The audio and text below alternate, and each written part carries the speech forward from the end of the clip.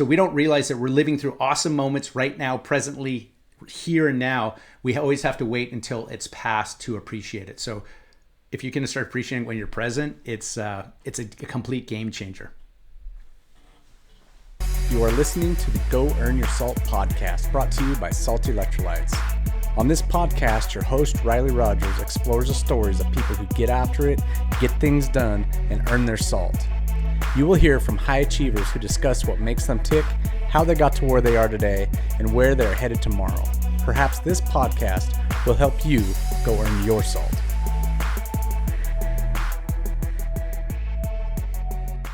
Today, I've got my friend Ari Knazan. And I pronounce the name like that because for years I've known him as Ari K, and his last name is spelled KN, which is silent K, so I've screwed it up forever and didn't even realize I was screwing it up. But man, we are both black belts under the great Keith Owen. Ari's been a black belt for longer than I've actually been training, so he's now what? You're 10 years into your black belt? It's 9 years. So I'm in my 10th year now. So yeah, 2016. Yeah.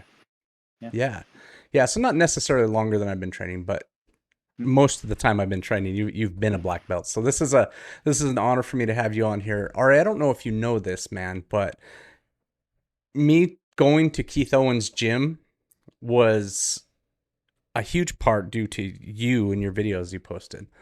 It was your video, I think, of maybe your blue or purple belt when Keith choked you unconscious at the ceremony. I thought, oh crap, dude, there's culture in these schools. At the time, I don't know if you know this, but I was training with a couple of buddies in a Gracie garage type situation where it was February actually in a garage. We were freezing our butts off in Boise here. And then, we moved over to this Kajukenbo gym that was in town, and they let us go train on the mats there. But it was me and 2 or 3 other guys, and I really wanted to get underneath a black belt instructor, and it was that video that led me over to Team Rhino. So thanks for that, dude. You didn't even know you had an influence, but you did. My pleasure, I guess. Yeah. The reason I've asked Ari on the show here is he's involved with some really cool stuff, namely in the law enforcement training, training the hands-on kind of physical part of law enforcement, where there's good ways and bad ways to do that, and he's an expert in teaching how to do it the right way. So, when you're as a law enforcement officer not escalating things beyond a point where they need to go, right? And I think that's something I wanted to talk to you about, and something I think you could shed some huge insight on. So, man, welcome to the show, Ari. I'm honored to be here. So this is fun. I love it. Oh, that'd be super cool. All right, I don't know if you can see it, but right there is peeking out the bottom is your coin you gave me, your Submissions 101 coin. Do you see that shine in there? I do. Yeah, I'm trying to figure out a place where I can put it so it displays in full glory. Yet? But I have a collection, yeah, because I had some law enforcement guys from BLM give me one of theirs. I've got a firefighter one from some fire guys that we did an event with Salty Electrolytes, our electrolyte company. Yeah. I don't have any other, unless you're referring to 101, Submissions 101 collection. But yeah, I mean, I've made time. Like, I have a huge collection because I just think it's very cool. And actually, in the law enforcement area, a lot of cops share the challenge coins because it's a thing. I used to collect patches, but then they're way too big, and I had these massive frames with all my patches in, and so I started collecting coins, and so I probably have about 300 now. So it's pretty fun. Well, you've got a collection. I've got 3. You got 300. I'm a collector. Awesome, everything I do, Riley, is like kind of niche and excessive. Like I have my 80s toy collection and like weird stuff. So what's funny, because I'll ask you about what makes you, what kind of quirks you have that people don't know about at the end, and so you'll have plenty to go on then. Yeah. But hey, listen, Ari, tell us who you are, where you came from, where'd you grow up, what life was like as a kid. Oh, wow. I did not expect that. That's okay. So I was born in the 70s. I'm an 80s child. And Martial arts, actually, we'll kind of start there. So in particular, I've always been in love with the martial arts as long as I can remember, from old Bruce Lee movies to Chuck Norris movies. That's what kind of always got me going. I loved watching it. I probably had like 6 birthdays growing up that were all martial art themed. When I was 9 years old, I've told the story a ton. I met Chuck Norris when I was in Las Vegas at a casino with my parents in the lobby. And I saw him and I was a massive fan. And I walked up to him and I said, excuse me, sir. And I tugged on his arm and he looked down at me and he goes, what's your name, son? I said, it's Ari, sir. And he goes, do you train the martial arts? I said, no, sir. And he goes, well, when you start, you can never stop. So at the age of 10, I started doing martial arts, and I haven't stopped since because Chuck Norris said so. So that is a true story. And yeah, so I've done a ton of different things when it comes to the martial art training because I'm in love with it. And one of the things about it is there's so much disconnect within the martial art community of people like, this sucks, this is good, BJJ is the best, everything else is bad, blah, blah, blah. And I am so sick of seeing it.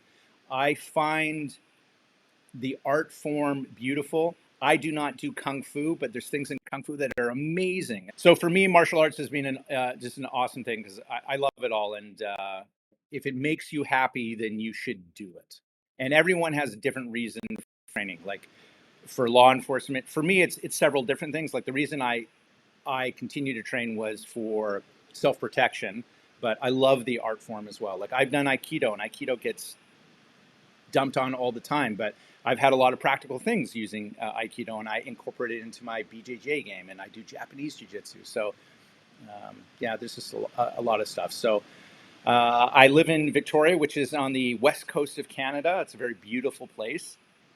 And I run a school here, a little private school. I used to run a commercial martial arts space for almost 20 years, 18 years.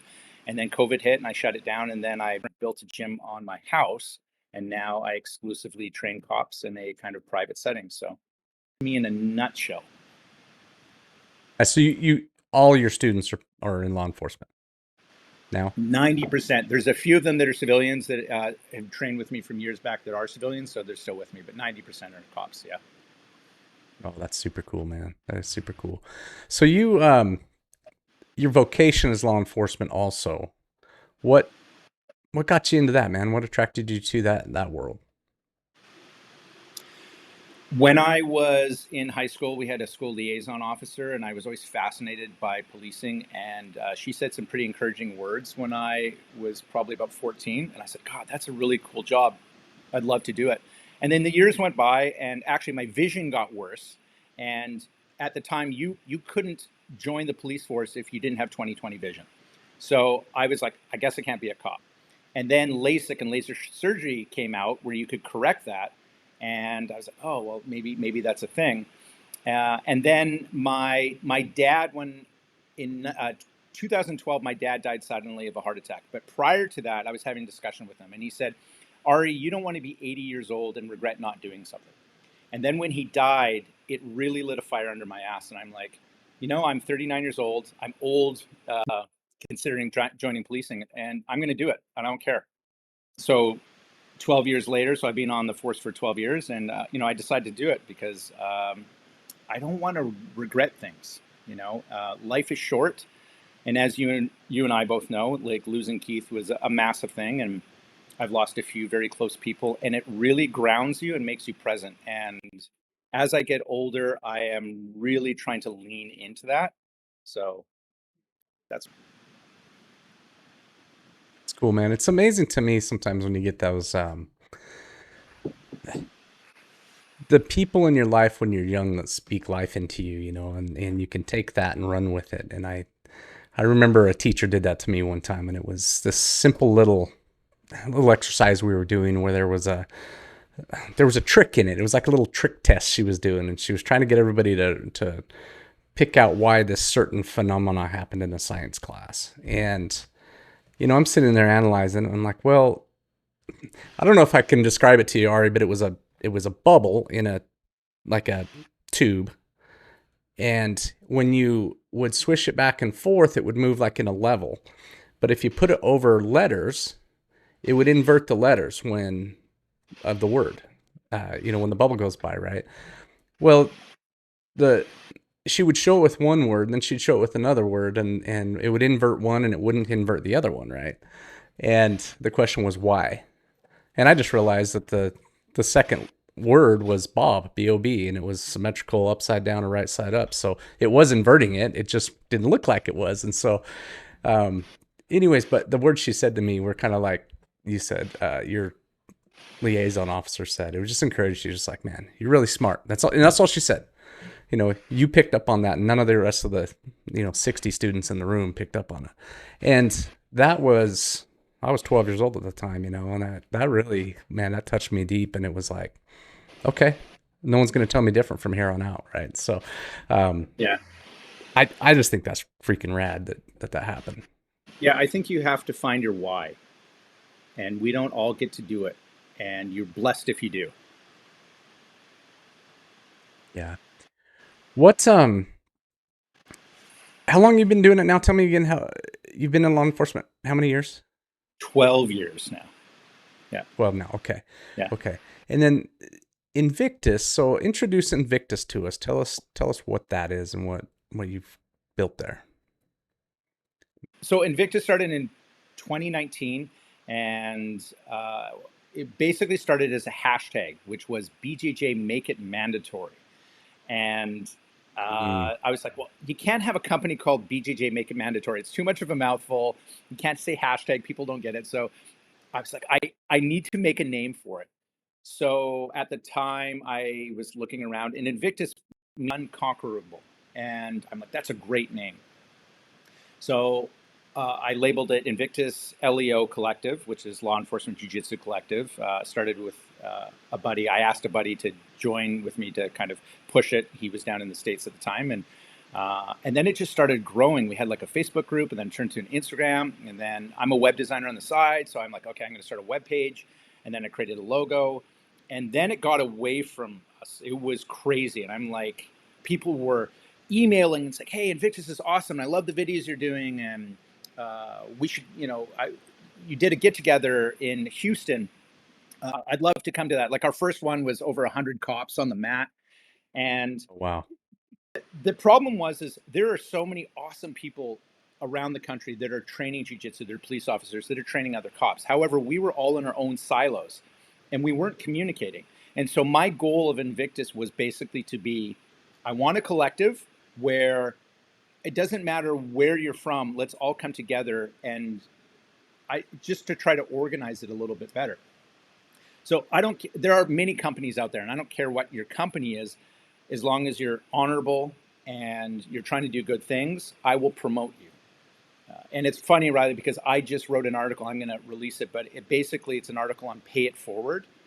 And I'm a big proponent of that. Like if you have a voice in the community and you can push a small person, you know what I mean by small, like someone who's not out there, or maybe it's a small podcast and you have millions of followers, just those little things I think are important. And that's kind of what I want to do with Invictus. I want to highlight people and I want to make officers safer. So we're now 6.5 years into Invictus. Dude, I didn't realize it'd been that long, man. I was thinking it was a little less than that, but that's impressive. Tell me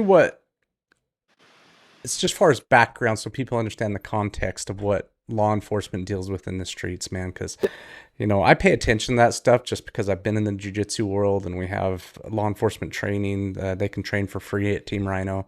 And I want you to kind of describe to people who don't understand, man. Sometimes you'll see these videos on the interwebs, right, where it almost looks like Keystone Cops. They're tripping over each other and they can't control this, little girl, and there's three big dudes, and there's just, it's just a frenzy, and in the fray of it all, they're tripping and stumbling and don't really have the coordination or the training sometimes to deal with these, what seems like they should be able to deal with.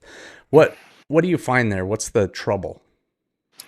Well, I think when you're looking through it from a lens, especially for you, because you have a martial art background and you understand how to manipulate a human body that doesn't want to be manipulated. So you have a special insight. But now let's talk about the majority of the people out there who have no idea what it's like to do jiu-jitsu or manipulate a body. They still think that police officers, need to be superheroes, or they are superheroes, that they intrinsically know how to control and fight and all these things. This is not true.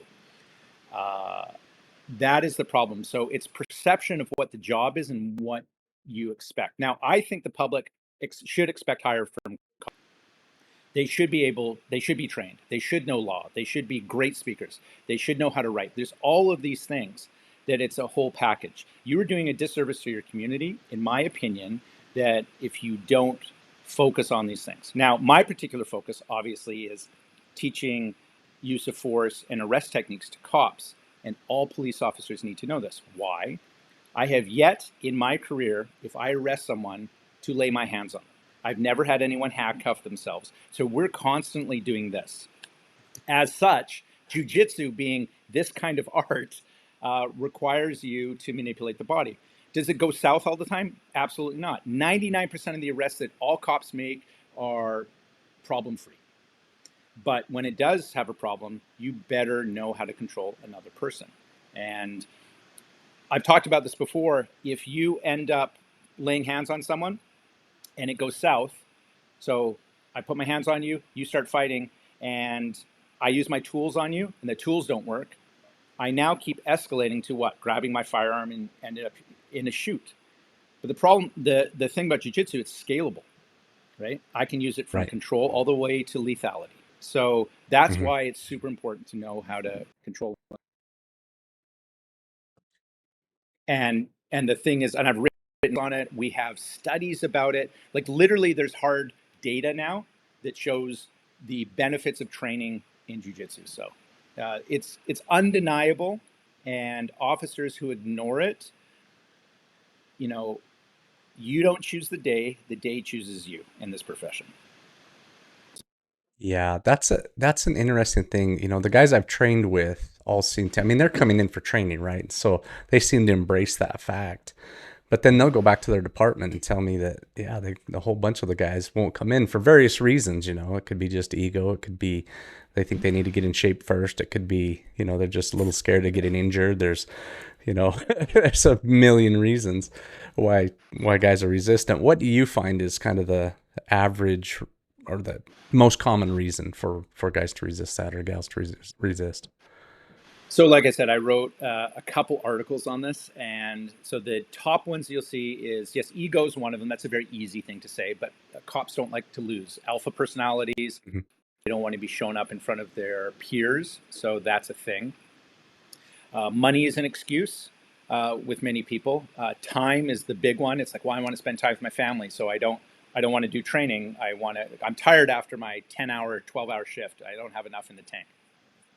Sure. So that's one. Oh, I'm going to get injured. Oh, if I do jiu-jitsu, it's going to take too long to get good. That's a big one. Another one is, why do I need to do jiu-jitsu? Because nothing ever bad has happened to me, so nothing ever will happen to me. I can use my tool belt. So there's a myriad of excuses out there, in my opinion, all invalid. And the thing is, there's 1,000 reasons to start jiu-jitsu, but you only need one not to. And people just take that one and they don't do it. And I've seen it time and time again where many officers are lucky. They get into a scuffle and they come out on top, not because of skill, but because of luck. And we all want to return home to our families. We owe it to our families and we owe it to our community. So it really lands on deaf ears sometimes. But having said all that, the percentage now from, say, 7 years ago, it has gone up. In my department, when I started training, there was less than one when I started training in my department. Now we're probably at about 15% are training, and that's a massive increase over a 12-year period. So we are making a difference. And the way that the culture is going to shift, it's not overnight, Riley. It's what it is the old guard will retire, and then the new guard will be jiu-jitsu people. And that's how it changes. So change takes time. Yeah. Man, you mentioned in there, it takes too long to get good at, right?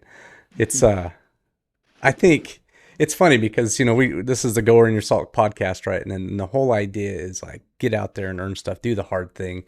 And Yeah, anything that we want to get really good at takes a long time, right? You've been training jiu-jitsu how many years? BJJ or jiu-jitsu in general. Well, let's say BJJ because that's Uh, where I know you from, but so I would say just over 20 years now. yeah, right. And tell me this because this is just fun for people to hear. Do you do you have it mastered? Is it just do you know it all now? Everyone who's done jiu-jitsu who's watching this is just like, we know what he's about to say. Uh, Yeah. of course not. It, to quote Keith, because I do it every week, it's a marathon and not a sprint, and that's Yeah. what it is. So, and it's fascinating. Like, you have done Master Sauer's classes, and we're sitting there, and we're black belts, and we're like, "Are you serious?" I have a great Keith story. I'm going to tell you. It's amazing. Tell me. So, I had Keith out at one of my seminars. We called it the Trifecta Seminar. It was Keith, it was my Japanese Jiu-Jitsu instructor, Steve Hiscoe, and a good friend of mine, Michael Seamark. And they're all experts in their area. And I got them all together, and I pulled Keith aside. I said, Keith, there's 100 people in the room here. Show something flashy. Show the good stuff. Don't show an UPA. We all know how to do an UPA. Do not show an UPA. And he's like, I got you. So he gets in front of 100 people, and he goes, hey, everyone, I'm Keith Owen. I'm going to show you how to UPA. And I'm like, oh, God. So he gets on the mat, and I'm like, and I'm filming. I'm like, I can't believe we're doing this. He shows the UPA, and I'm like this. And he shows it a small little technique that I've never seen before, and my mind explodes. And I'm like,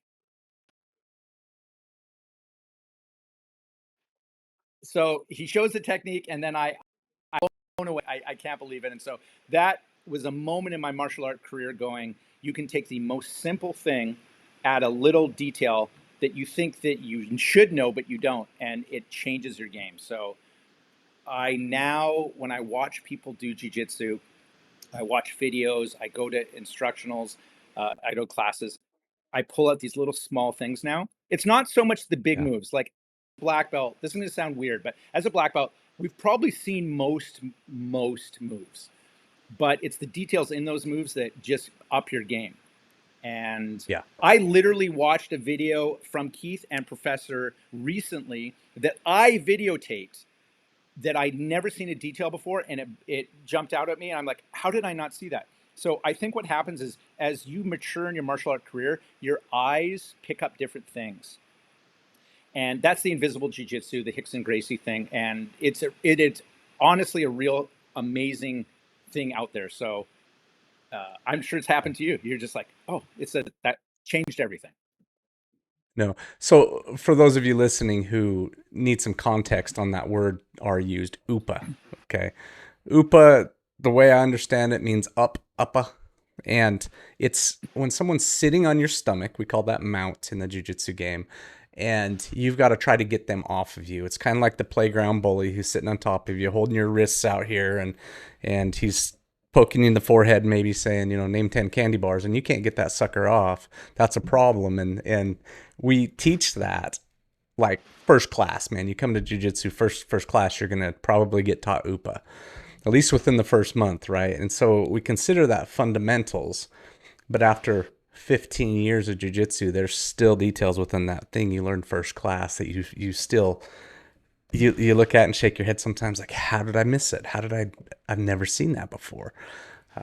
Yeah, it's a beautiful thing, but I think that happens in anything, right? There's you train with firearms, man. There's things in firearms you just train, you're 10 years in, and all of a sudden you realize, oh, if I move my little thumb right here, then it doesn't induce a malfunction with my gun, right? So Yeah.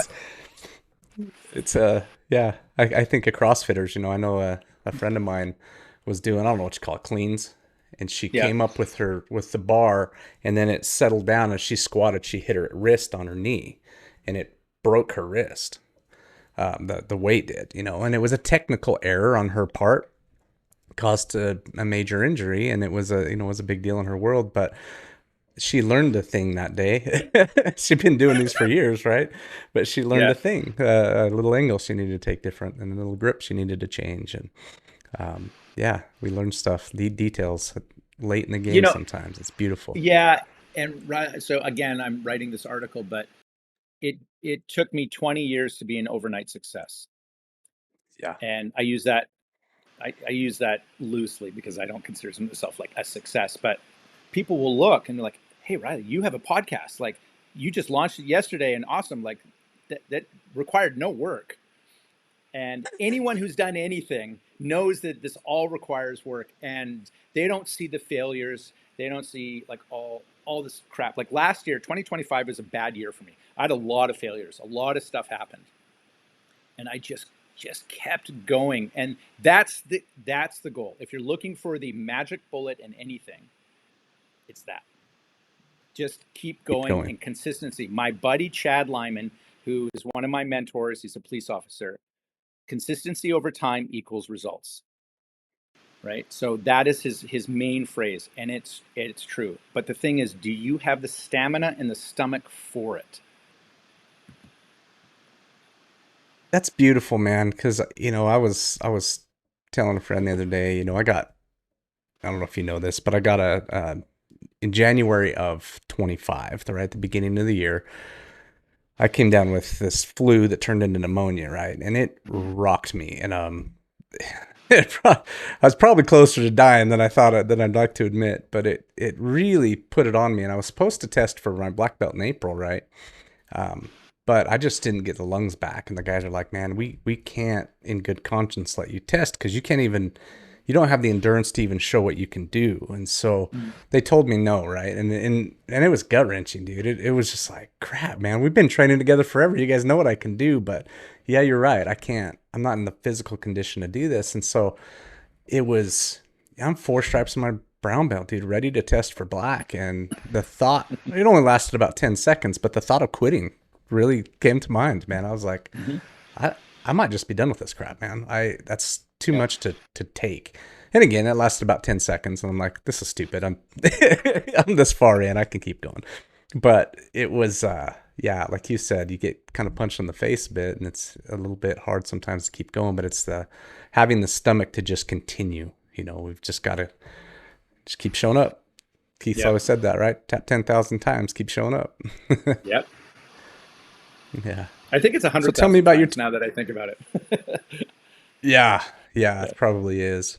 It's funny because I was doing the math. Now you got more years than I do, but I was doing the math on my average weekly training schedule. And we generally at our school we do 6-minute rounds. I'm not sure what you did when you were there, but yeah, we do 6-minute rounds. And I was doing the math, and I'm like, I've probably got somewhere between 12 and 15,000 6-minute rounds that I fought with people. And I think when you start talking about just showing up over and over and over and over again, there's a lot of repetition there, and it's a long road. Yeah. Ari, with your 2025, you said it was a hard year for you. I know a couple of the discouraging things that happened to you, but talk about that a little bit, man. What was going on? Just professionally and personally, I was just trying to find myself. So here's the funny thing. So when I turned 40, my 40s were amazing. I came into my own. I had the like 0 fucks given type of thing. Excuse my French, but that's how I handled my 40s, and I was more confident, and it really rolled well and professionally, and I was just doing a lot of things. And then I thought, well, 50 is going to be just as good. Like I realized my body's slowing down and things like that, but it's going to be amazing. But when 50 hit, doubt creeped in again, and I don't know why, but it did. And I think what happens is you start to realize some things are changing. There's more days behind me than there are ahead of me, and your body breaks down. So you're running into these roadblocks that you don't expect. In my mind, at 52 right now, I feel I'm a 14-year-old probably, but like a 25, right? Yeah. But that's what you're running into. And so that's why it became interesting. So I had a lot of self-reflection on doubt and how can I keep pushing. So that really has tested me. So last year, just professionally. Like I tried to go for promotion, didn't get it, but I embraced it after. And again, I've failed more time than I've succeeded, and it just makes you better. It's cliche, but it's true, and it's really. And I know that everyone out there has had those failures, but it's what does it take to move on past that, and that's what you have to look inside. I know this sounds really philosophical, but it's true. And you need to find those things that are going to help you go forward. So for me, and I've mentioned Keith's name a lot, he is a driving force in what I do. Yesterday, I posted something. I was thinking about mentorship, and I was thinking about people in our lives that we don't say thank you enough, or there's a lot of people that we've had impact on us and they don't know they've had an impact. And I think it's really important. I've always been one to be like, hey, I really appreciate you. Thanks for doing this. Like I was thinking about a friend of mine who I grew up with when I was a teenager. He was older than me, and he really had a really big impact on like music and like just like alternative views of the world. And I'm like, man, I'm going to reach out to him. So I reached out to him because these people shape us, right? And I think it's important to let them know how important they were in our upbringing. So yeah, Keith was one of those people as well. So yeah, dude, it's so funny because it's been, is it 4 years now since Keith passed? Yep. So for audience sake, we had some technical difficulties. So Ari and I are trying to kind of patch this back together as far as where we left off. But if I didn't say it before, Keith was both of our Brazilian Jiu-Jitsu instructor, Ari's and I's. And yeah, he just was this guy who, larger than life personality, great, just, he was a good coach, man. I always appreciated that about him. And he would tell me the stuff I didn't want to hear, man, sometimes, but I needed to hear it. But it sure stung when he said it. Did I ever tell you the story about him sending me home? No. Oh my gosh, dude. I was at class one night and I'd been pulling, I'd work all day out on my oil change truck, but I'd come in at 6 a.m. and I'd take class, right? And I'd do a couple hours then and I'd bust out of there and I'd go work on my truck all day. And then I'd come in for the evening class, right? And so, dude, I'm burning the candle at both ends, right? I come in and getting, 6 or 7 rounds in the morning, 2 hours of total training, and I go out on the truck and I come back in the evening, do it all over again. And I was with him that night and I was trying this move he had showed us and I couldn't make it happen at all. And it was the most frustrating thing because I'm sitting there watching everybody else can do it and I just cannot pull this thing off. And he just tells me, he says, stand up, man. He says, go get your stuff and go home. I'm like, wait, what? It was one of those, it caught me so off guard. But it was the coach in him coming out where he's just going, hey, I see that you are so fatigued right now that your brain's not working. Because what I'm asking you to do is not that difficult. And he said, come back tomorrow. You'll be fine. And sure enough, dude, I showed back up 6 a.m. the next morning and I could do the thing. With no more practice, right? I just went home and got some sleep. But it was him recognizing that that's what I needed as a student. And I appreciated that so much, man. It was one of those humbling experiences. I'm still the only guy I know of that's been sent home in the middle class. But that was the guy, he was that. So that was my tangent on mentors. But yeah, talk more about that, man. Who's been that for you besides Keith? Being able to complete the climb to mastery requires the proper nutrition. This is why it's important to take in a potent blend of electrolytes that is in tune with your output and brings strength to your goals. This potent blend is only found in salt electrolytes. Salt targets your depleted electrolyte levels with a boost of hydration and health. It gives your body the baseline recovery it needs.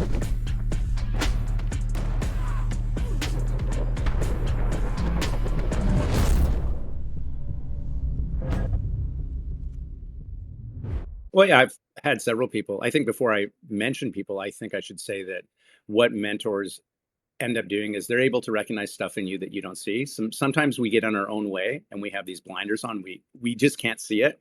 So people who call us out on our bullshit is really important. And like true people, not those like, hey, they know you. So these are important people to have in your lives, and you are very lucky if you have one or have several.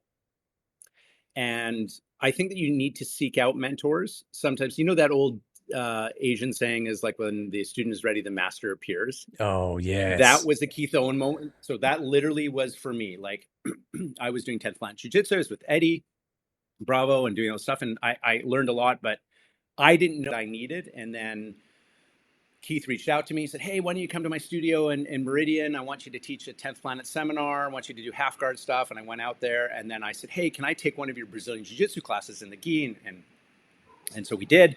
And I'm like, whoa, this dude is like, he's good. He is a great teacher. And I knew instantaneously, like, I've found my guy. And then we struck up a really good friendship for that. Do you see I just clicked you a notification. I realized that and you sound okay, but you're not on the microphone that I can see, that really cool looking microphone there. You're set to your MacBook microphone. Yeah. Oh, sorry. It's okay. I just figured you had it there and you probably wanted to use it. So does this work? Does this sound different now? That sounds way better. Okay. Yeah, your other one wasn't terrible, but this one's way better. I'm gonna try this. Okay. I'm gonna turn that noise cancellation off. Okay. Nope, I'm not gonna, because now I hear me. No? Yeah, I hear me. So I'm gonna turn it back on. 2, 3. Hello. Yeah. One more time. Hello. 10, 1, 2, 3. Yeah, you sound great, man. Let's roll with that. Okay. I like it.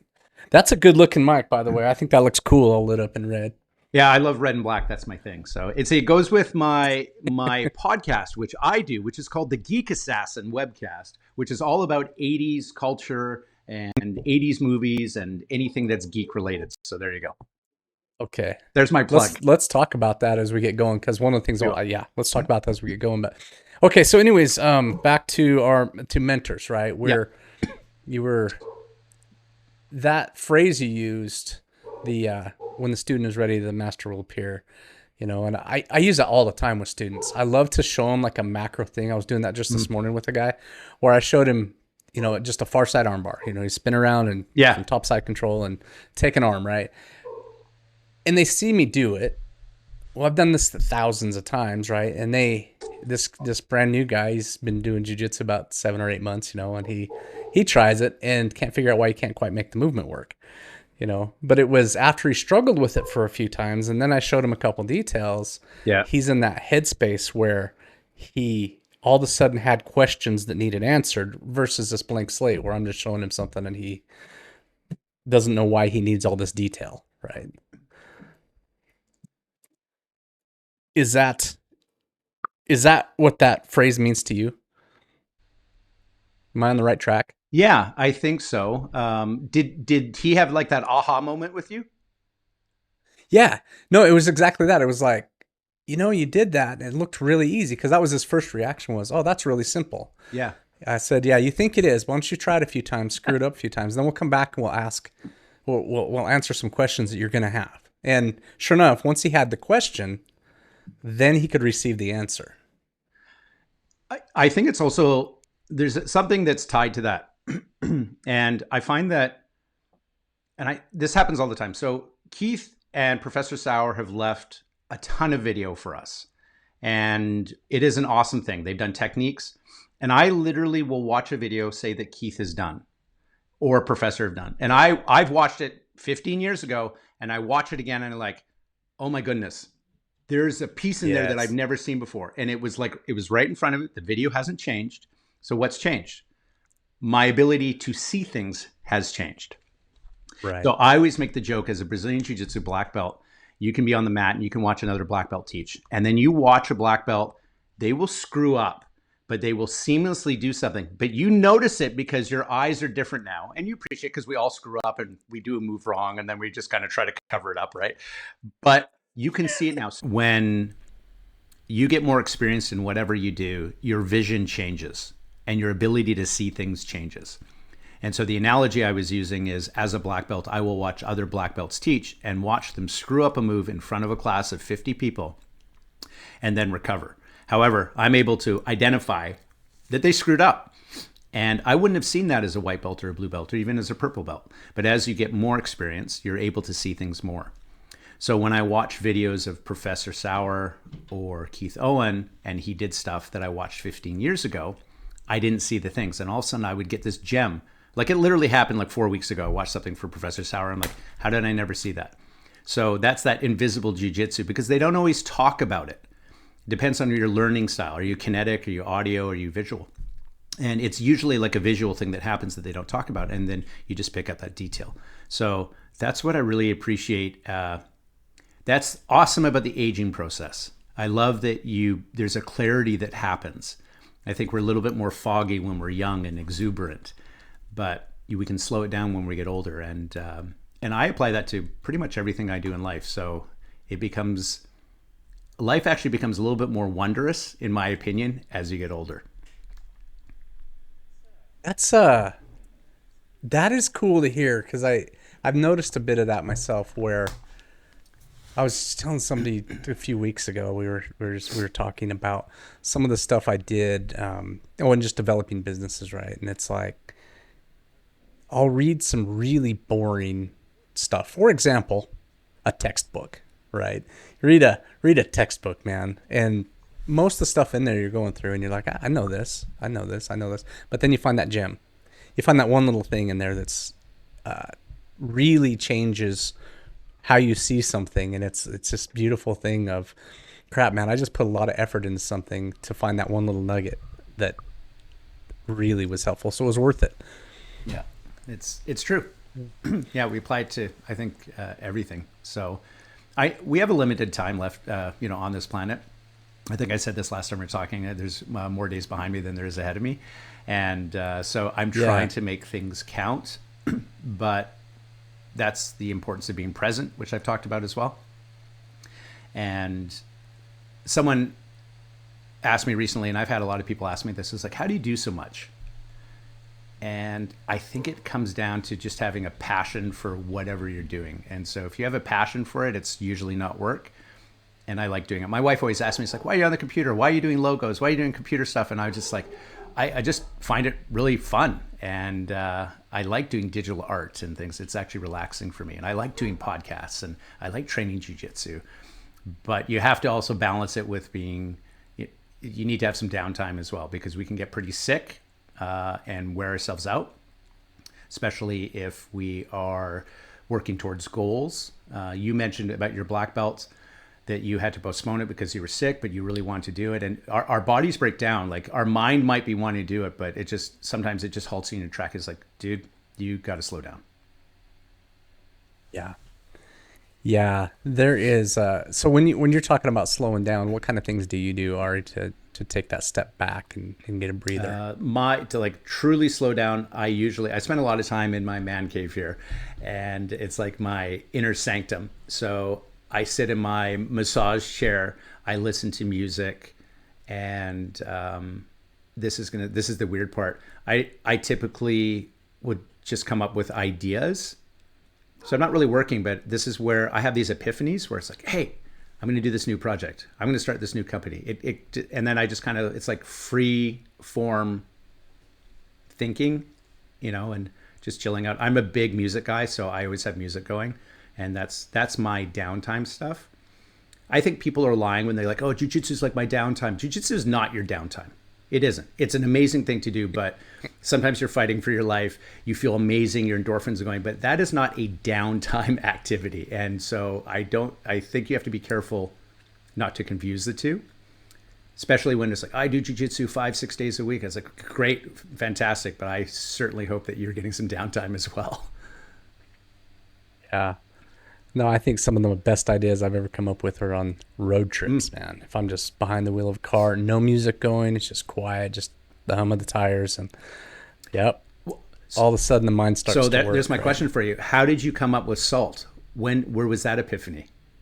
How did that come about? I was walking. I was out on a walk. I went on that walk specifically for, now, Salt as the name is what I'm talking about here. The name of the company, right, was purposely that. I was like, I am sitting in the house and I've got crap going on all around me and I'm just too overstimulated and I just couldn't think. And so I was like, I'm just going to go on a walk, man. And I just took off and went, and I had my phone with me where I could just talk notes into it, right? And so I started thinking of all these different things I possibly could name it, and that's where it came from. Yeah, it's exactly in that thing you're talking about. You know, the other thing that's I find funny, we live in an age now with social media, everyone's on it, and we look at engagement, we look at followers as our threshold for like success. I use we as general. And we get hung up on that. It's like, how many people do you have on your podcast? How many people, or listen, how many views have you had? And we get hung up on that. And so, do you know who Gary V is? Gary Vaynerchuk? Yeah. So he has a great quote about that. He's like, do you have one follower? And he's like, yep. And it's like, well, you have one follower. You're making a difference in one person's lives and they want to listen to you. So the moment you start to shed that, it becomes important. But we are so conditioned to respond to likes and things like that. Like I do my podcast and it has a very small following and I'm okay with that because I do it for me and it's super fun. And I do get feedback from a couple people. It's great. I think about Invictus. There's another one. So when I started Invictus in 2019, I have a social media presence and we have 13,500 followers on our Instagram page. So it's not blowing things out of the water. It is all organic. I've never bought followers. And I can tell you right now that so many people buy followers just to make it look good. Yeah. And I happen to be pretty savvy on the internet. So I can tell there's literally a program out there that you can type in a name or something and you can see if people have bought followers. And yeah, really, I can give you the info. And so you can see who's doing what. I want to see it because I got some questions for a couple of. Yeah. So see that. You can do that and it can show how many people have joined in a day, how many people you've lost in a day. Engagement's always the big one. It's like, oh, I have 100,000 followers, but there's been like 10 likes on it that they don't match up. So there's a lot of different ways to investigate that. So my point being is I never wanted to buy followers. I wanted to be organic. So that's an organic following.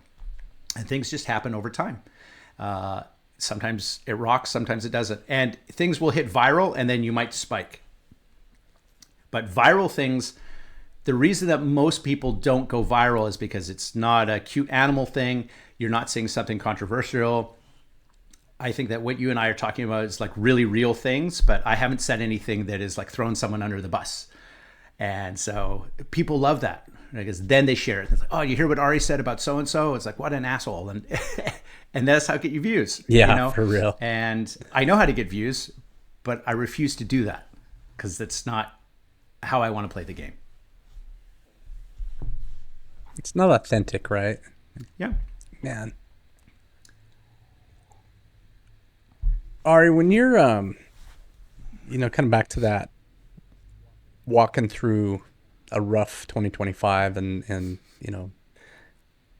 you've mentioned Invictus, you mentioned the Geek Assassin podcast, you have a full-time job outside of that, those things. You're designing logos, you're doing, you've got this jiu-jitsu school, right?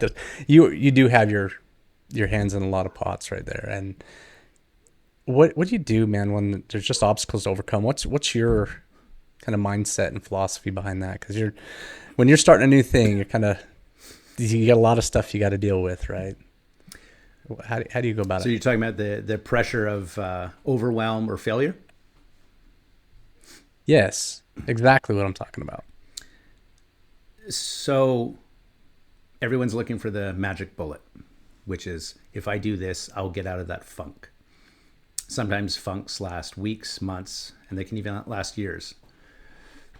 So there is no magic bullet, and I guess that's the magic bullet itself. The only way that I know how to do it, there's two things I do. One, it's actually leaning on mentors is a big one. If you keep everything internal and down and push down, it turns into a cancer and it's harder to deal with things. So actually talking to people, getting advice is really good. And even if it's not advice, even if you just like, hey, I just need you to hear me out. I want to rant or I want to rave about stuff. So that's the first one, having a good support structure. But say you don't have a good support structure or you don't have those people yet in your lives. What's the other thing you do? And I always say that my superpower was just being consistent at things and just refusing to give up. And no matter how hard it got, it's like, I know I failed. I've failed so many times. Oh my goodness. And I will continue to do it. So last year I did a promotional process in the police force that I'm in, and I didn't make it. I thought I had a really good interview. I thought I had a great chance, but it didn't work. And then I went in, I had some amazing feedback from one of the HR sergeants there, and it was really good. It was like a 2-hour conversation. And I went in with an open mind, and I really listened to what he had to say. And, you know, you don't end up getting a black belt in Brazilian Jiu-Jitsu by quitting. You don't end up getting several black belts in martial arts by quitting. So that's the same thing. It's just kind of okay. And it's not overnight, so you can't rush the process. I got some amazing advice from, he's now passed, but Octavio Hatinho, who died. He was a Brazilian Jiu-Jitsu practitioner. And he came to my school, and I was a blue belt at the time, and he had dropped in, and I said, hey, I really have a plateau. I'm at blue belt, and I'm not getting stuff. How do you, please tell me the wisdom. You're a 3rd degree black belt, tell me. And he said, a plateau is, in Brazilian Jiu-Jitsu, is when the mind and body are out of sync. And so what happens is the mind has to subconsciously work through some things, and eventually you'll come to class and it clicks. And I'm like, oh, but how long does that take? And it's like, it depends on the person. But if you keep showing up, it eventually starts to work itself out. And even though that, again, that's not a magic bullet, I was like, oh, okay, that starts to make sense. And I've had that happen so many times. I can't hit that arm bar. Like for a year, it's not working. And then all of a sudden it clicks. And it's just because your body and mind have to kind of sync. If you force it, it doesn't work. And so I guess that's really what I'm saying. You can't force the change to happen. The change just sometimes happens. You have to let the universe kind of guide you a little bit.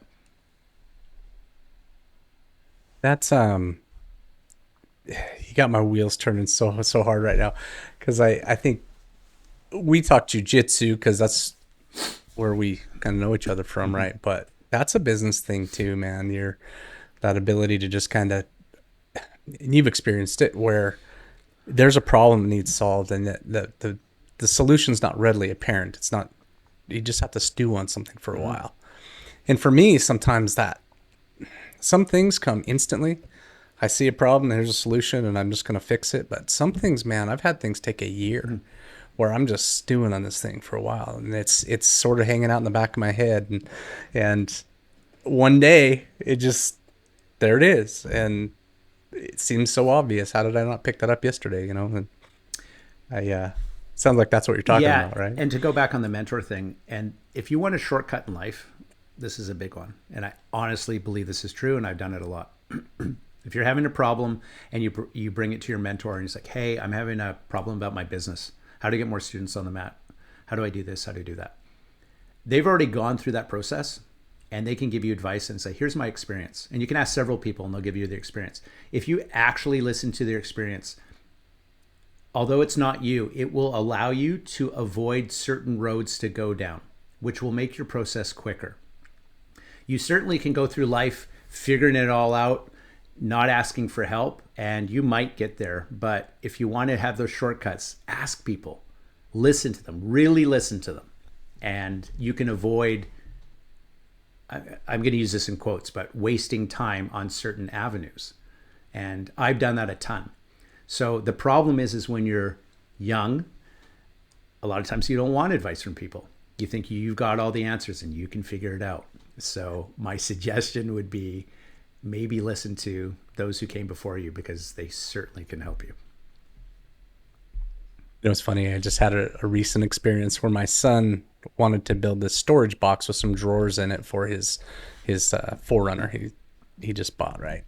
And he wanted to be able to put camping stuff in there and have this little storage container. Well, he bought some plywood and he left it out, and it warped because it was, that's what happens to wood. And he bought some wood glue and some screws. Well, it was 3/4 inch thick, plywood. I don't know what that equals in your world, but something you guys metric up there. We're still 3/4 inch. It's weird. But he bought these, 1.25 inch screws, so they barely long enough to get through the wood, let alone get into the next piece.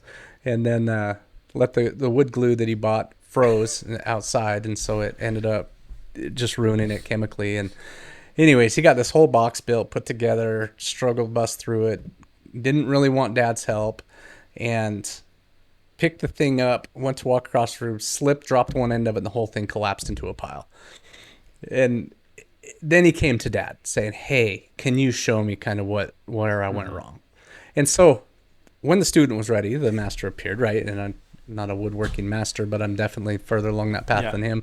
But this kind of circles back around to what you're saying. You know, he was ready at that point, and we ended up putting together a really nice little box for him. But it was that learning curve. Had he asked the first time, he could have saved himself some time. However, that school of hard knocks was a very valuable education he got there, right? And I've seen it a ton too. Like in my jiu-jitsu career, I've had students who wanted to get promoted super fast, or they wanted to be a black belt because, so at the time it's like, I want to be a black belt sooner than later, because by the time I actually get my black belt, there'll be so many black belts that the market will be saturated and I won't have that niche and I won't be able to teach seminars, and they're all wide-eyed about the world and things like that. And rushing, they want to rush. I'm an expert now. I've done it for 3 years. I'm an expert. And unfortunately, it's not how it works. And especially in jiu-jitsu, that's the funny thing. In jiu-jitsu, your physical prime versus your technical prime. So I'm going to ask you this question. When was your physical prime? How old were you? Oh, way before I started jiu-jitsu, man. I didn't start till I was 38. Okay. So my physical prime was, in my early 20s, right? Mid-20s. Yeah. Maybe. So let's just say you started when you're 20, your physical prime being your mid-20s, but your technical prime you're still working towards. And so because your efficiency has to be better, because your endurance is not the same, your strength is not the same. So they're not matched in the same manner. And again, you can't rush it, or those things can be off kilter. Sometimes they're the same. Sometimes your physical prime and your technical prime are the same, but it usually is not the case. And I apply that with everything I do. Like I think about podcasting. When I started podcasting, I had no idea how any of this worked, how sound worked, what was important. But as you learn, you're like, oh, okay, this is how it works. So, now I'm like a 3-stripe blue belt when it comes to podcasting. So you self-promoted there, huh? Yeah, I did. I got my belt from God. I'll just play. That's a really interesting take, man, because I think what you're talking about there is that willingness to try things and suck at it for a while. You're just going to, man. But that's how we learn. Again, circling back to those, we haven't even come up with questions to ask yet, but you got to try something in order to get questions. And now you at least have questions to ask, and now you can go find those. All right, you sweaty buggers. That liquid dripping off your forehead and down your back contains minerals that are critical for high performance. If you don't put those minerals back, you're not going to perform well. This is where salt electrolytes comes in. Salt contains 6 electrolyte minerals plus a touch of iodine to help you replenish after a hard workout. Salt is the only electrolyte supplement to pair every mineral with its counterpart, giving you the most robust mineral profile on the market, period. Head over to goearnyoursalt.com today to get some for yourself. Use the code GOEARNYOURSALT to get 15% off your first order. And now, my friends, go earn your salt.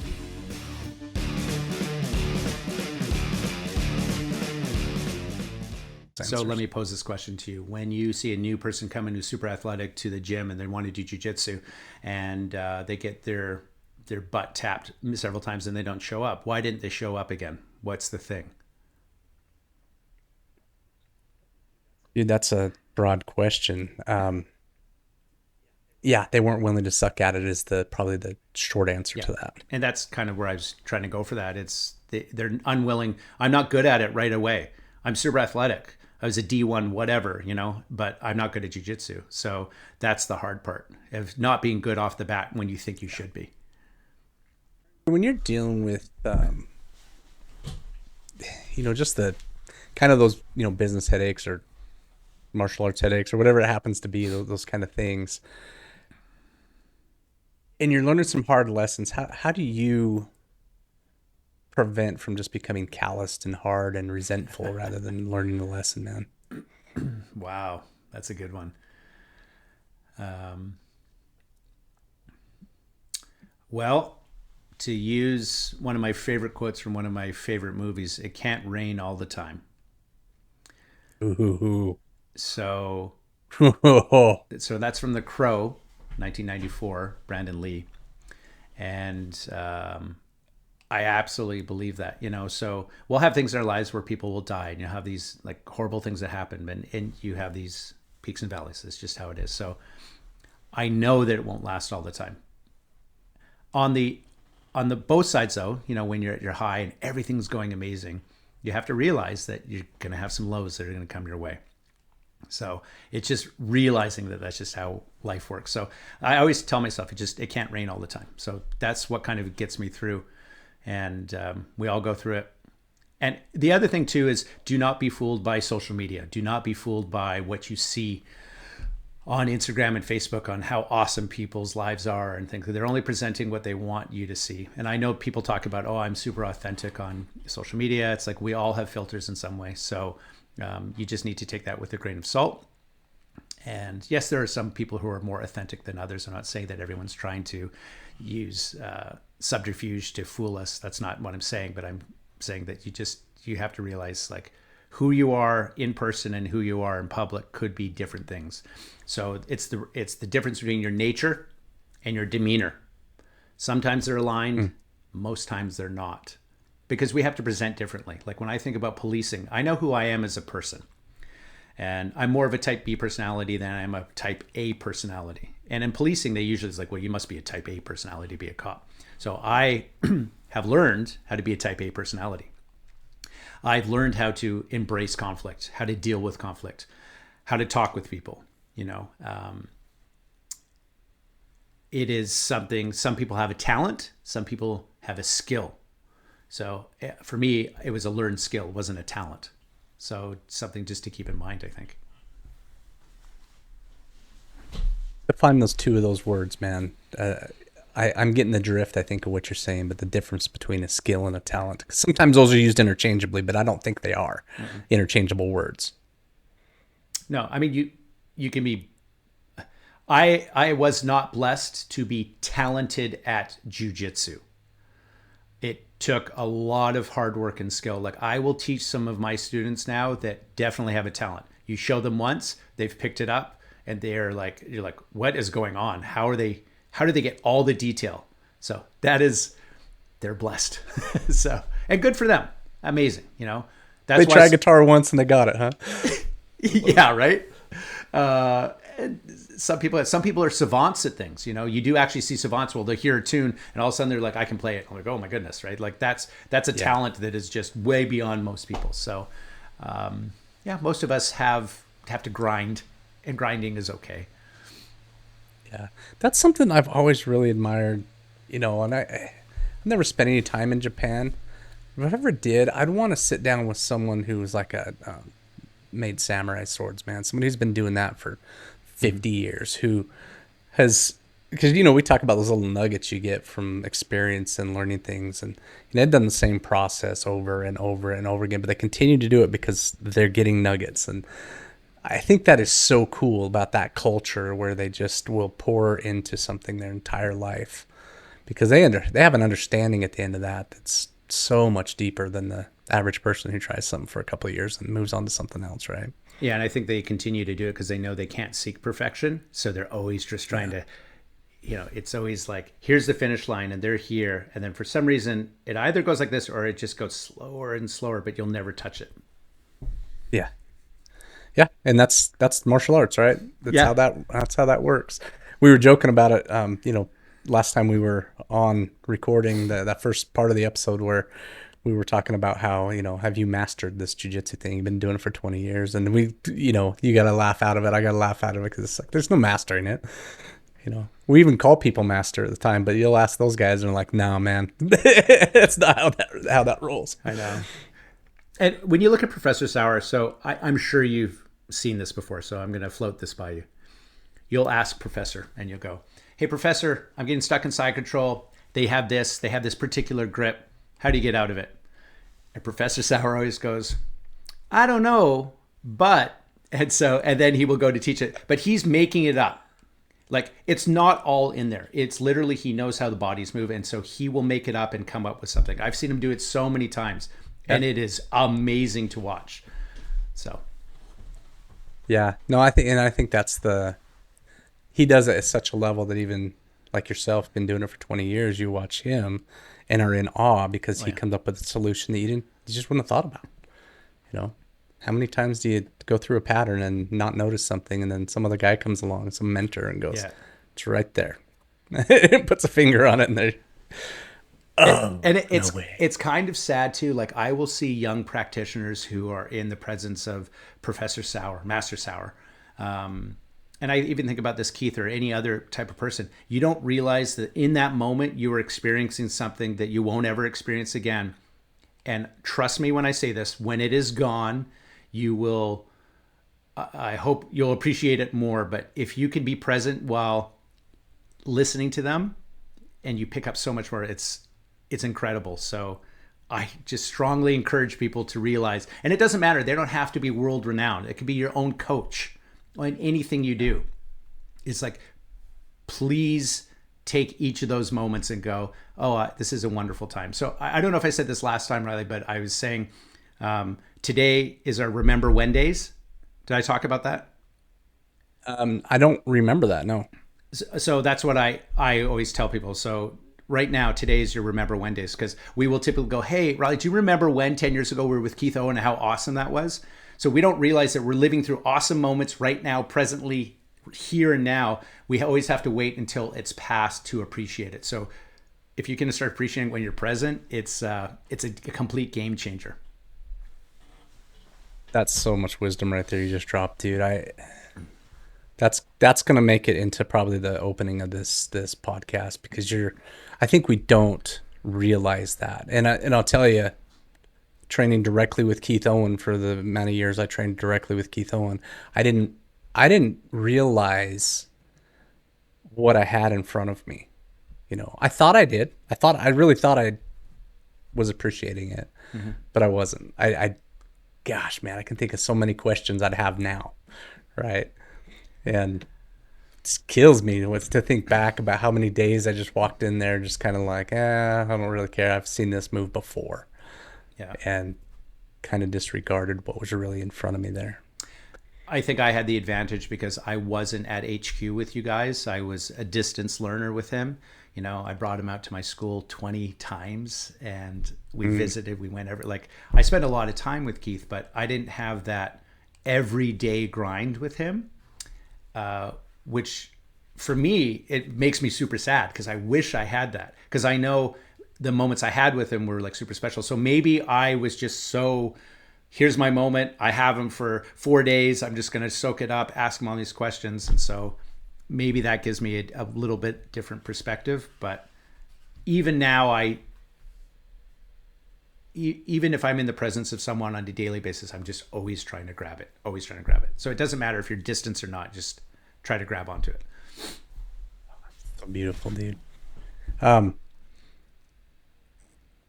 Ari, do you ever feel from an entrepreneur perspective or an instructor perspective that you're just making stuff up as you go? all the time. All the time. Oh my goodness. Yeah.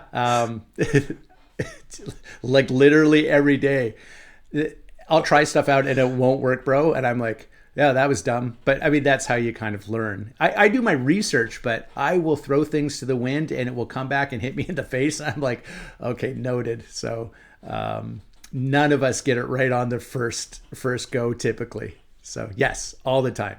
And I hope you do too. It's fun. I hope everyone does.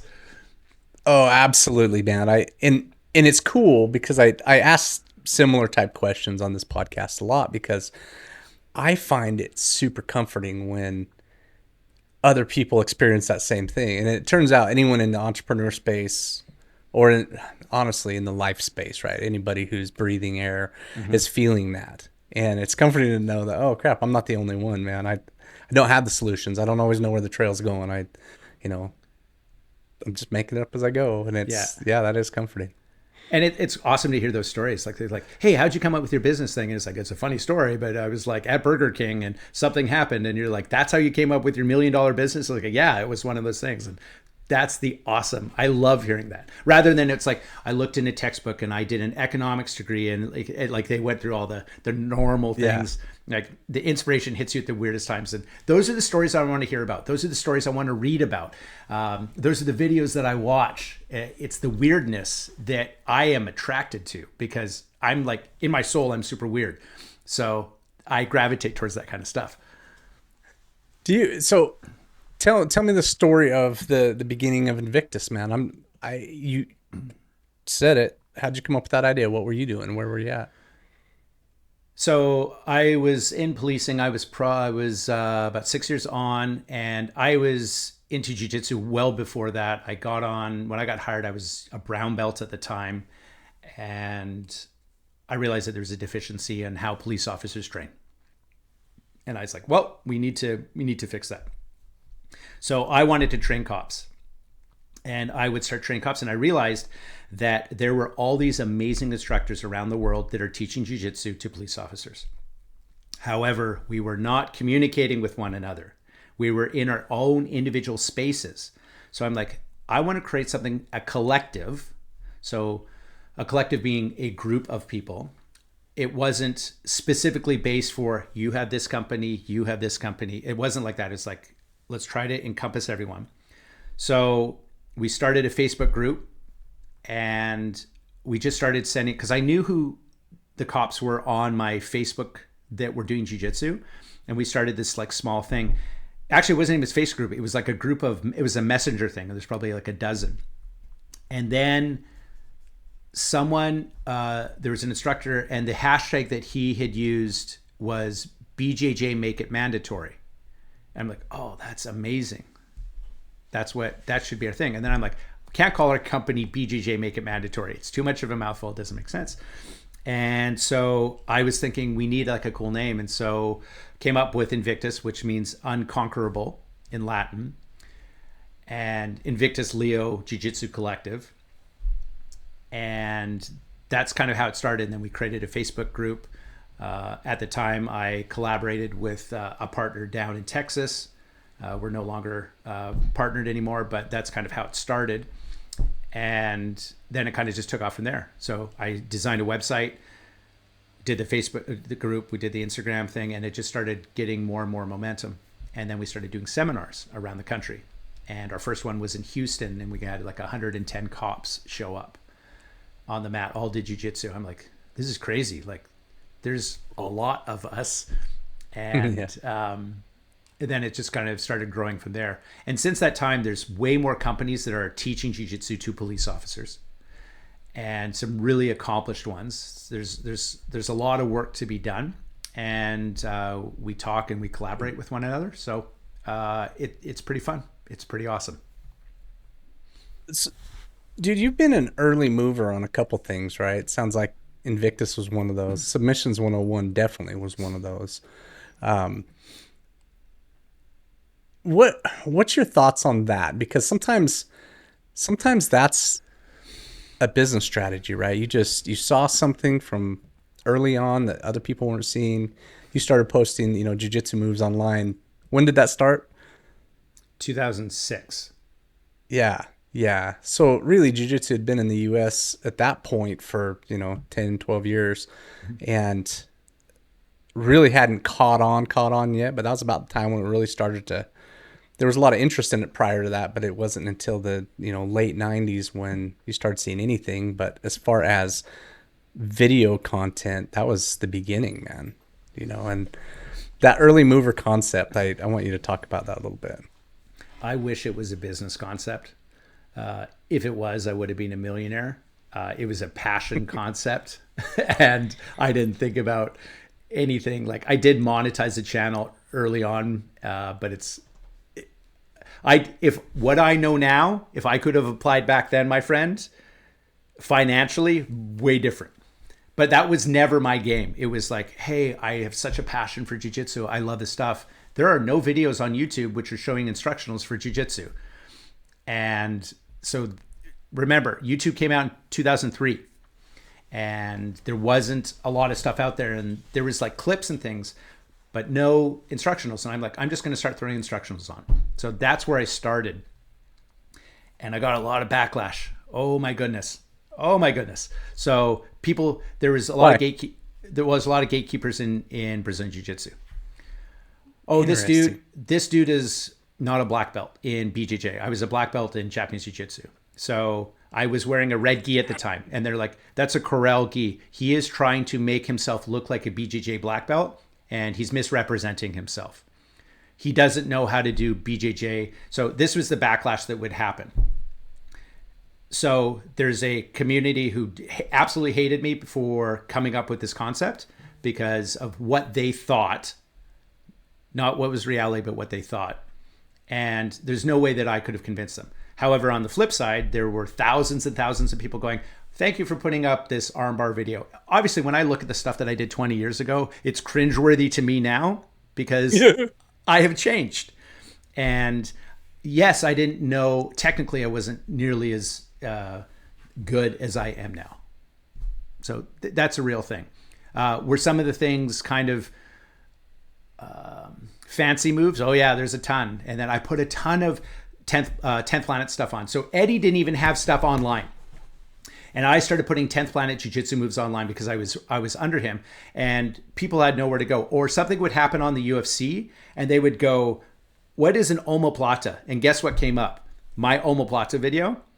So you have millions of views on that because people didn't know. Joe Rogan would be like, oh my goodness, it's a go-go plata. Type in go-go plata, YouTube, bang, submissions 101. And so that's how I was generating things. And then Eddie would come and do seminars at my place, and I would record him and like, Eddie, we need to get you out there. There's this platform called YouTube. So I started recording him, and hundreds of thousands of views started coming in because Eddie was actually teaching. And then I started thinking to myself, I'm not an expert in this area. Let me start getting other black belts. Let me start getting Keith Owen. Let me start getting James Foster, Pete Wilhelm, Classy Grappler. These are all the like early guys that I would put on, and I would feature them. And there's so many amazing people out there. Just like Invictus, it's like, let me take you and I want to put you in the forefront so we can get this art out. There was a lot of misconception. It's like, oh, he's making tens of thousands of dollars off people and blah, blah, blah. Never charged anyone anything. It was always free. And I think at the height of my YouTube AdSense campaign, I think I was making like $1,000 a month, which was great, right? Which has since trickled down to maybe $70 a month now because there are literally tens of thousands of Brazilian Jiu-Jitsu channels and everything gets washed away. And I like to think that my proudest thing in Jiu-Jitsu, teaching those videos, were I had seen videos before, but the problem was a lot of times instructors were both wearing the same color gi, so you couldn't tell whose arm was where, which was important. I noticed that. The other thing is they weren't changing their angle. They were only showing one angle. So it's like, what's his feet doing behind? I can't see it. So what I did in Submissions 101 was contrasting gis, and I would go angle 1, angle 2, angle 3. So you would, because you don't have the ability to come around, so I'd have to play to the camera. The other thing that I was trying to do is keep the videos between 90 seconds and 3 minutes long. Since that time, our attention span has gone down to about 20 seconds. So that's why you see on Instagram now, it's like, hey, here's your move of the day. And it's literally bang and over because that's all people want. But at the time, that's what it is. But instructionals at the time, it's like, hey, I'm going to show you a move. And they would go on for 20 minutes and it would be a snore fest, right? So those are the kind of things that I tried to add for Submissions 101. That's pretty cool, man. It's funny because I just commented on the guy's post the other day, and it was two guys in the same gi, and they were showing an ankle lock, and the guy's pulling on his leg, and then he falls back, and it turns out it's his own leg he's pulling on because he got it confused in the same color gi, right? I love it. It's the truth. So, yeah. That's I've watched a ton of instructionals where I can't tell whose body part is what, man. It's like, and you eventually figure it out, but it takes some trial and error. It makes it a lot easier if they're wearing different colors, right? Yeah, if you want to be an innovator in anything you do, the best advice I can give is recognize a deficiency in the area that you are currently in and see if you can fix it. So this is how inventions are made. When I was 10 years old, I came up with an invention, and unfortunately I didn't patent it because this literally would have made me a millionaire. I came home from school one day and I said, Mom, my bananas are all smushy and bruised because you put it in my lunch kit and they get all bashed around. And she's like, well, what are you going to do about it? It's like, well, I thought if we take a piece of plastic that's kind of telescopic, we could call it banana armor and put the banana inside so it doesn't get smashed in my lunch kit. And I never did anything with that. And then about 8 years later, I started seeing it at Walmart. Someone came up with the idea eventually.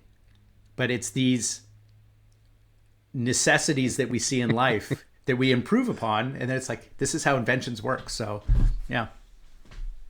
Dude, yeah, I think I've got about 5 of those in my life that I didn't act on and somebody else did it.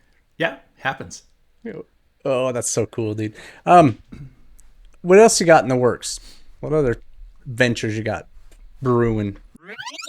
Hey, has all that talk about salty electrolytes made you wonder what all the fuss is about?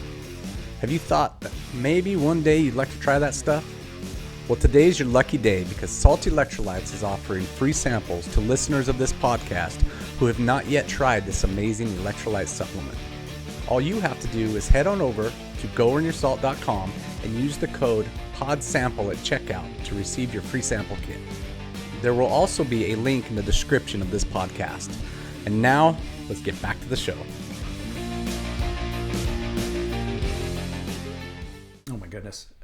No more ventures, nothing right now. So I'm trying to maintain what I have.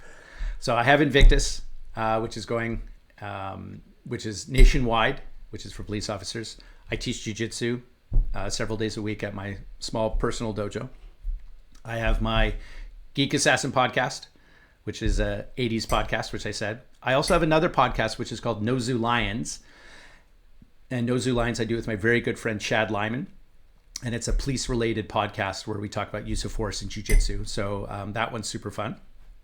And then I have my company, which is called Chaos.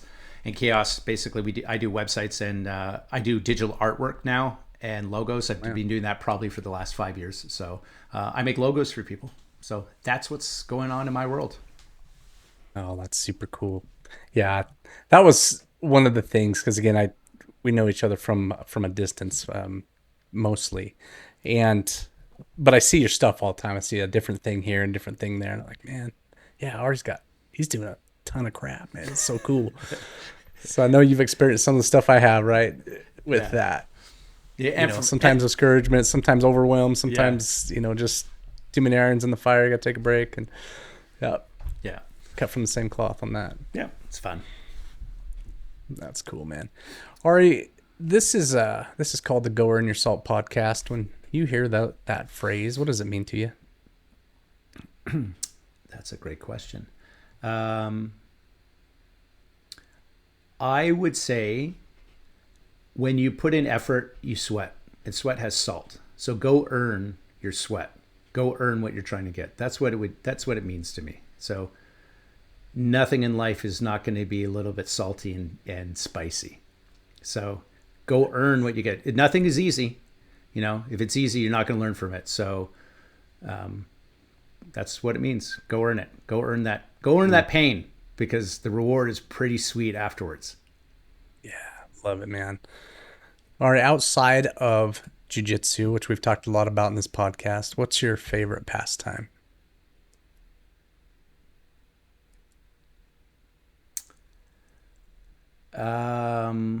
My favorite pastime is probably writing. I'm absolutely obsessed with stories and storytelling. So another geek thing of me, I've been doing like role-playing Dungeons and Dragons type of thing for over 40 years. And I've written a couple books that haven't been published. My very first book I wrote was called The Doorman's Credo. So I spent 18 years as a bouncer. So I wrote that. I released it as a ebook years ago, and I've always wanted to publish it. But I also have several books that I've been writing, and they're on my computer. So some are fantasy, some are talking about self-defense. So writing, I absolutely love writing. I find it easier to write and tell my story through my fingers than I do through my voice. I really want to work on being an orator better. And that's something I picked up from Keith, like how to present. But I really can do much better when I type. So I love writing.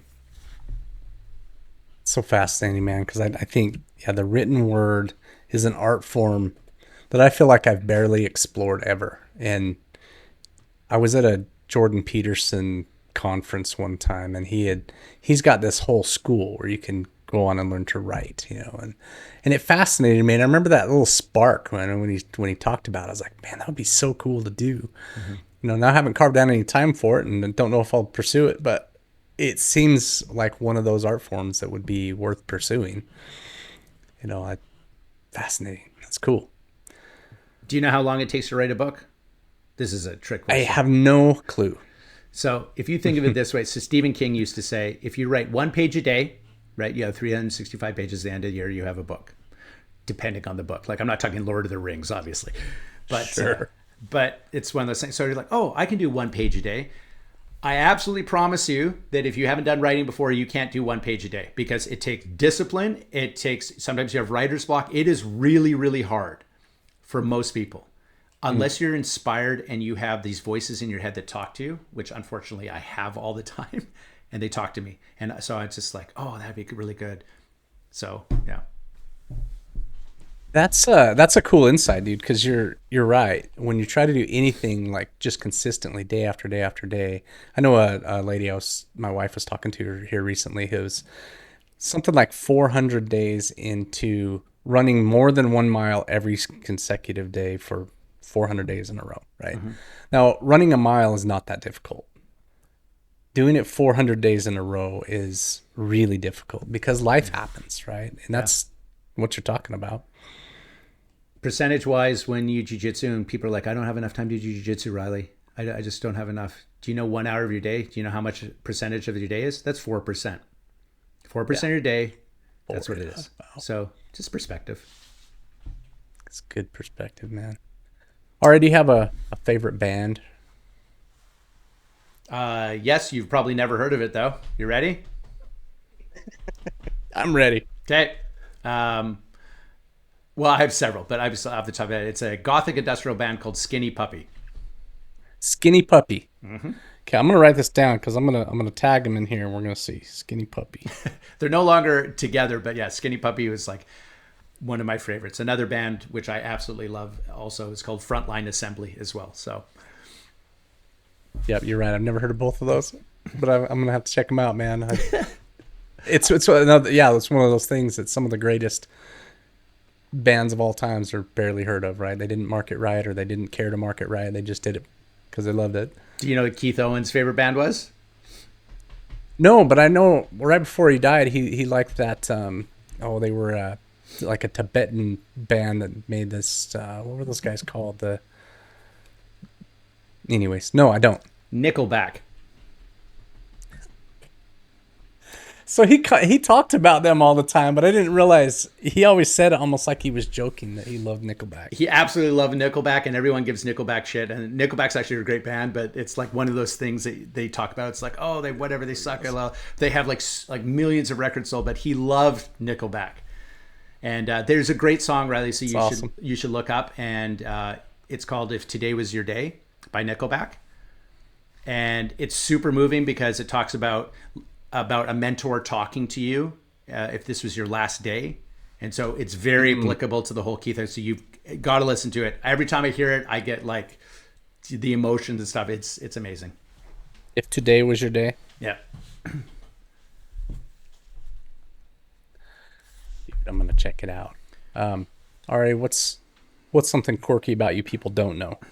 Well, I've already talked about the geekiness and the 40 years of playing Dungeons and Dragons type of thing. Yeah, I'm making you come up with another one.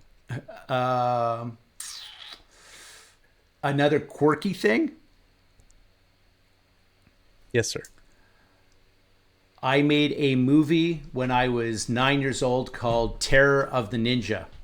And I did it with I did it with my neighbors, and it was on an old, like literally film, like Super 8. And we recorded it. We put music together. I think we had Corey Hart. I Wear My Sunglasses at Night was like the opening. And then I lost it for 30 years because it was on a reel. And then when my dad had died, I was cleaning out his locker, and I found it. and I ended up taking it, getting it put onto a VHS at the time, and then we converted it to digital. But the only thing is that it only had half of it. You can find Terror of the Ninja on Submissions 101 because I uploaded it about 7 years ago, and it's like the beginning, like 2 minutes of it, and it is crazy epic 80s kids movie. So there you go. Dude, Terror of the Ninja. Yeah. Okay, because we got to tag that. We got to link it in here. Okay. That's great, dude. Yeah. That is super cool. What's been the scariest moment of your life? I think the two moments are the first one is the death of my father. So he died in 2012. So it was unexpected. He had a massive heart attack while he was golfing. And so the reason that was scary is because I instantly realized that I lost that person to ask opinions and have that mentorship with. It's like, because you go to if you have a relationship with your father, it's like, Dad, I need some advice. So that was a massive shock to me. It's like, who am I going to ask? And even to this day, I sit and I think and I kind of talk to him, but he can't respond. And like, how would he respond based on what I remember of him? So that was a big one. The other was when Keith died, it was the same thing. When you lose someone who's very close to you in your mentorship, you no longer have that ability to have that two-way conversation. So how do you make your way through the world? But my dad did say something to me before he died, probably when I was about 15. I said, hey, Dad, what happens when you get old? What happens when you start losing your mind and you get dementia? What do I do? And he basically said, I'm not going to do this justice, what I'm about to say, but he basically said, you will have enough wisdom at the time that you will figure it out for yourself. You don't always need me to guide you. It's like it's a Star Wars moment when like the Jedi dies and Luke has to do his own decision. It's the same thing. Like life is like that. But we really want to hold on to those mentors as long as we can, because we don't have all the answers. And it feels really good to get advice from someone that you respect. So that was probably the scariest moment in my life. And I'd never thought about it until you asked that question just now. That's so interesting, dude. My wife and I were talking about that. So she still has both her parents, but my real mom passed away when I was 8, and then my father just 6 weeks before Keith did. And that was the thing that probably hit me the hardest in that, was that realization that I don't have that person anymore. And now all of a sudden I'm that person for my kids. Mm-hmm. And dude, that hit me hard. It makes me emotional thinking about it. Yeah, that's I hear you for sure. Yeah. Wow. Ari, along those same lines, and maybe you've already said it, but what's the best advice you've ever received? Do it now. Yeah, do it now. Again, this comes back to I'm not obsessed with death or anything like that, but just procrastinating and realizing as you get older, time speeds up. So do it now. Those crazy ideas, just jump on them. Even if they fail, that you can say, yeah, I did it. I tried. So I would say do it now, because you're going to wake up one day. And as my dad had told me, Ari, you don't want to be 80 years old and wake up and realize and regret not doing something. So that's why I became a cop. At 39 years old, he had passed away at 38.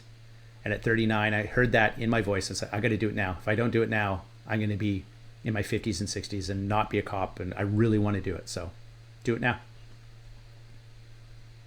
So wild, because, you and I, we already talked about the fact that we kind of patching this podcast together because we had technical difficulties. Mm-hmm.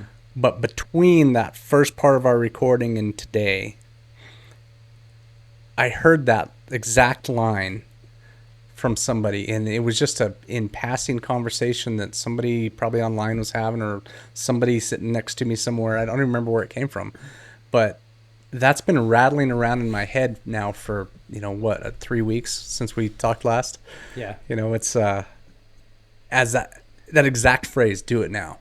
And I can't tell you how many times I've been sitting there in my chair. I'll be on a walk, I'll be doing something where it's like, I'll do it now. I've got a thing I need to do and do it now. And so that is so cool. What a wild thing for that to be in the same time that you and I are talking about this. It's tied to something when I was 10 years old, and I came up with a motto, my life motto, when I was 10. I specifically remember this, and my life motto, which I follow today, is this: 1, learn as much as possible. 2, take that knowledge and teach others. And 3, make a difference. So I've applied that to kind of everything that I've done. And so in order to do that, that's the do it now comes into that, I think. So. Heck yeah. What's an item on your bucket list? Bucket list is to go to Scandinavia. I want to go to Sweden, Denmark, and Norway. I really do. I've always been drawn to the Viking culture, and I'd like to retire there. I just would be on a mountain. I'll be that old guy who sits in his cabin. So yeah, I really want to go there. I'm being drawn to places now as I get older to experience more things other than Western culture. And I think that's going to be important. So I want to do it now. So that's on my bucket list.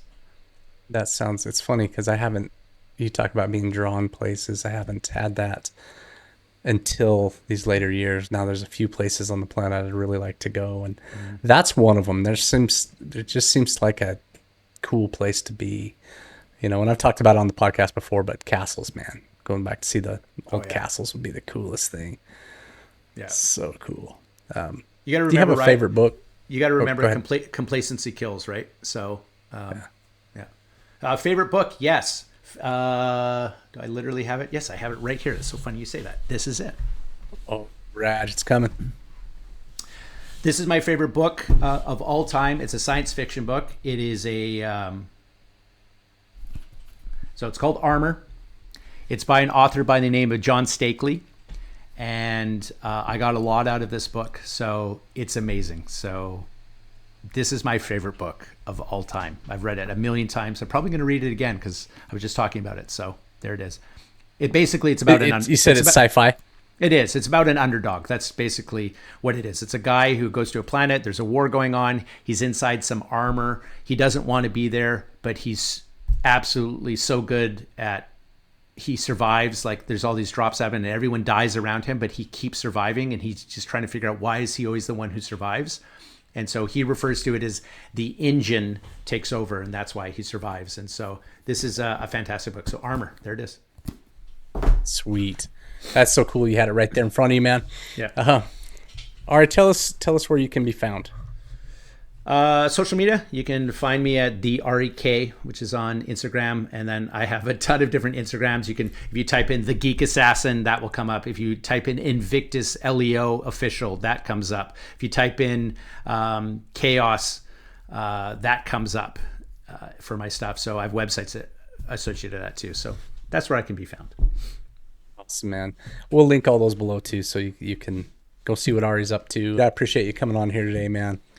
It's been super cool to talk to you. I wanted to for a long time, like I said, we know each other from a distance and just from the jiu-jitsu lineage, but seeing the stuff you put out there and the things you're doing, like I said, we're kind of cut from the same cloth as far as the entrepreneurial drive goes and ability to pull nuggets out of hard work, right? And so it's been such an honor, man. I appreciate it. Thanks for having me on. I really appreciate it. And I would say to you, this is something I got from Keith, is take the time to reach out to people. If they email you or they message you, take the time to respond. Don't just give like a thumbs up. Ask how they're doing. And Keith used to do that all the time, and it really goes a long way. So I always say pay it forward, right? You may be a mover and shaker in, say, in the podcast world by having Salt and you start your gear getting up there, but you remember that you were a little guy once, right? And you wanted advice from people. So you have to pay it forward, and it pays in dividends when you do it. So I honestly believe that. It's beautiful, man. Yeah. Ari, go earn your salt, my friend. Appreciate it, man. Thank you. Hey, you've just finished up this episode, and I want to know, are you or someone you know a getting after it, go earn your salt type of person? If so, message me directly on Instagram at the Go Earn Your Salt podcast, and perhaps we can have you on the show. Also, if you like this content, leave us a review, subscribe, and share with your friends. And perhaps this podcast can help you and them go earn your salt.